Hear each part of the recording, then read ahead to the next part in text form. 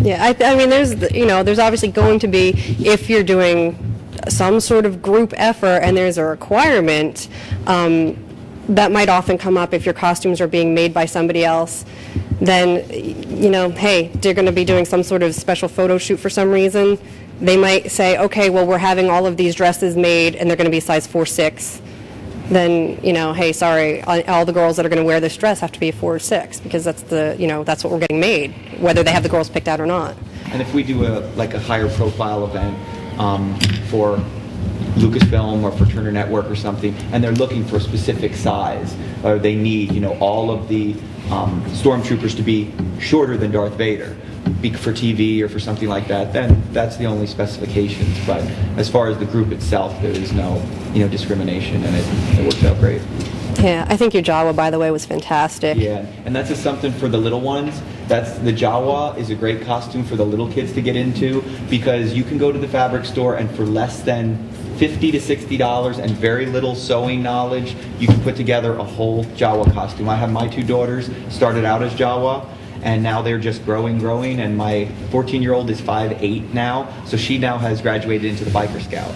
And my youngest has now moved up into her Jawa, so, and it's a very, very reasonably priced way for your kids to have fun, and they run around, and they're the cutest things with their little Jawas. Yeah, and I mean, if anybody's ever uncomfortable in a costume, then they shouldn't wear it. I mean, that's just, don't wear it. If you say, oh, but I really want to be something, these guys are making comics every day and movies. I mean, there's a character out there for you. I mean, put on a Jedi robe and you're pretty covered, or put on a Harry Potter robe for Hogwarts.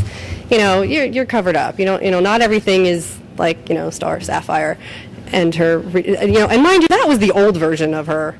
I don't know if everybody here is familiar with the Blackest Night thing. But I don't know who we need to thank for that costume, because it defies logic and gravity. And apparently many... Yeah, but it's comic books. You can get away with that. You can. So, Jamal, though, let me ask you a question. Can I ask you while you're doodling over there? Sure. Yeah. Supergirl, I remember back when you were being interviewed, when you were starting on that, you were very particular that her look remain age appropriate, that she's sort of like perpetually 16. Right. And, it was not going to be an adult version of Supergirl. Right. So, is Supergirl going to age? Are we ever going to see an evolution in her costume? Well, it depends. It really depends, because, if they decide that she is going to end up being, I mean, she aged about a year in the time that she's been back in the DCU. But it really isn't. It's age for me when I design a costume, or even when I'm finding my own way with a certain character's look. The first two things that pop into my head are form and function.